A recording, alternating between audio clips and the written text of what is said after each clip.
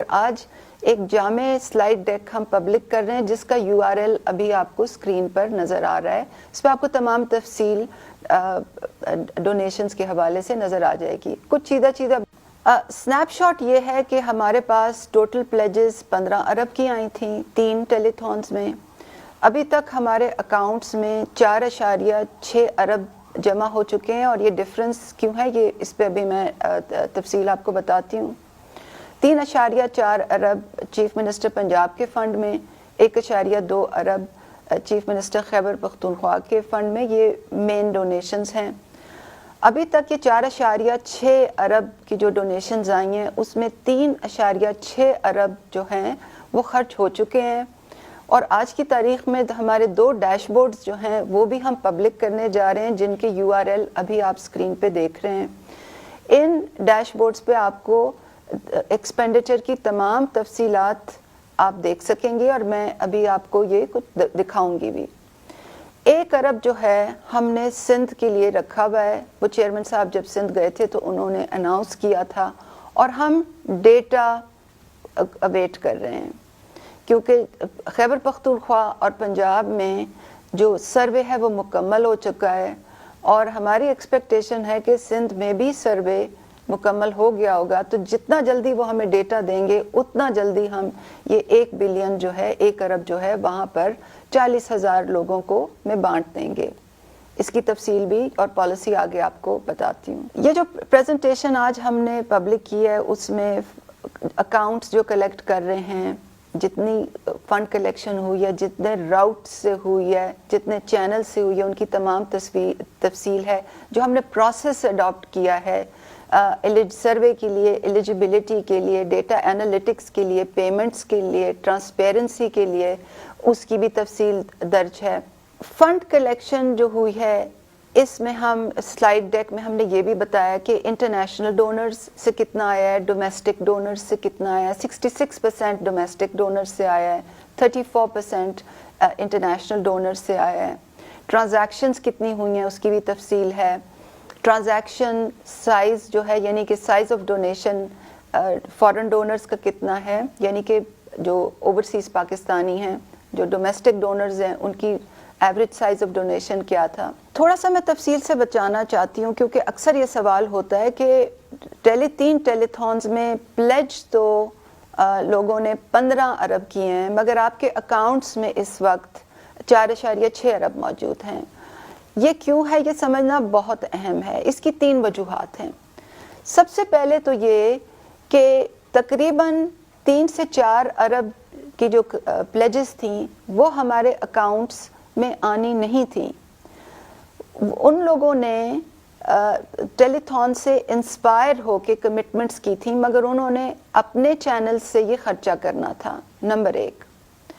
Number 2 یہ کہ 4.3 ارب کی جو کریڈٹ کارڈ ڈونیشنز ہیں وہ فیل ہوئی ہیں, اور یہ میں کوئی آپ کو آربیٹری کوئی فگر نہیں بتا رہی. یہ اسٹیٹ بینک آف پاکستان نے ہمیں یہ فگر دی ہے کہ 4.3 بلین روپے کی جو ٹرانزیکشنز ہیں کریڈٹ کارڈ باہر سے جو ٹرانزیکشنز ہیں وہ فیل ہوئی ہیں. اس کی بھی 5 وجوہات ہیں. 58% جو اماؤنٹ ہے یہ 4.3 ارب میں وہ اس لیے فیل ہوئی ہے کیونکہ جو اونر آف دا اسکیم یعنی کہ ماسٹر کارڈ یا ویزا جو کریڈٹ کارڈ ہے انہوں نے یہ ڈونیشن آتھرائز نہیں کی. پاکستان پیسے بھیجنے میں لوگوں کو کافی مسائل سامنے آتے ہیں, اور اس وجہ سے یہ بہت بڑی رقم جو ہے ہمارے اکاؤنٹس میں نہیں آ سکی. 15% جو ہے وہ آتھینٹیکیشن فیلئر ہے, اور اس کے بھی آگے کئی ریزنز ہیں. یعنی کہ جو او ٹی پی آتا ہے آپ کے فون پہ جب آپ ٹرانزیکشن کرتے ہیں ویب سائٹ پہ جا کے, یا وہ ایکسپائر ہو گیا, یا CCV3 ڈیجٹ نمبر جو پیچھے لکھا ہوتا ہے کریڈٹ کارڈ کے وہ انکریکٹلی انہوں نے ڈالا. تو 15% آتھینٹیکیشن فیلئرز ہیں. 21% جو فیلئرز تھے اس 4.3 ارب میں وہ بھی ایشور بینک یعنی کہ جو باہر کا بینک تھا انہوں نے ڈکلائن کیے, اور اس کی وجہ یہ تھی کہ یا تو کریڈٹ کارڈ لمٹ نہیں تھی یا اس کریڈٹ کارڈ پہ ڈو ناٹ آنر مارک تھا. اور اکثر کریڈٹ کارڈ جو باہر کے ملکوں میں ہوتے ہیں وہ چھوٹی موٹی ریٹیل ٹرانزیکشنز کے لیے ہوتے ہیں. اگر وہ ایک دم $5,000 پاکستان بھیجنا چاہیں تو ان کا ایشور بینک ان کو بلاک کر دیتا ہے. 2% جو فیلیئرز تھے وہ ٹیکنیکل ایررز تھے, یا تو اس میں سسٹم ڈاؤن تھا اور یا تو وہ ہماری ایک پرابلم کی وجہ سے تھا, کیونکہ ہم نے جب یہ پہلی ٹیلیتھون چیئرمین صاحب نے کی تو 48 گھنٹے کے لیے ہم نے جو ڈونیشن کی لمٹ تھی وہ $10,000 رکھی تھی. ہمیں معلوم نہیں تھا کہ لوگ بہت بڑی بڑی اماؤنٹس میں ڈونیشن کریں گے. تو 2% فیلیئرز اس وجہ سے تھے کہ یا تو سسٹم ڈاؤن تھا یا وہ لوگ جو $10,000 سے زیادہ پہلے 48 گھنٹے میں ڈونیٹ کرنا چاہ رہے تھے ان کی بھی جو ڈونیشن تھی وہ ڈکلائن ہوئی. اور 4% ایسی فیلیئرز تھے جو کہ رسک بلاکڈ بن میں تھے, یعنی کہ ان کریڈٹ کارڈز پہ کوئی کویسچن مارکس تھے اور ان کے ایشور بینک نے ان کو بلاک کر دیا. تو میں بتانا یہ چاہ رہی ہوں کہ 4.3 ارب کی ایک خطیر رقم تھی جو ڈونیٹ نہیں ہو سکی کیونکہ کریڈٹ کارڈ فیلیئرز ان 5 مدوں میں تھے جن کی تفصیل میں نے آپ کے سامنے رکھی, اور یہ دوسری کیٹیگری تھی. اور تیسری کیٹیگری ان ڈونرز کی ہے جو کہ خاص طور پر جو امریکہ کے ڈونرز ہیں اور جو شوکت خانم ہاسپٹل میں اب بڑے دل کھول کے عطیات دیتے رہتے, پچھلے کئی سال دہائیوں سے دیتے رہے ہیں, وہ اس چیز کا ویٹ کر رہے ہیں کہ ہمارے پاس فلڈ ڈونیشنز کی ایک 501c3 ایک انسٹرومنٹ ہو, ایک آرگنائزیشن ہو, تاکہ امریکہ میں ان کو ٹیکس بینیفٹ ملے. ایک فاؤنڈیشن وہاں رجسٹر ہو چکی ہے اور ٹیکس فری سٹیٹس کے لیے اپلیکیشن اس وقت پائپ لائن میں ہے.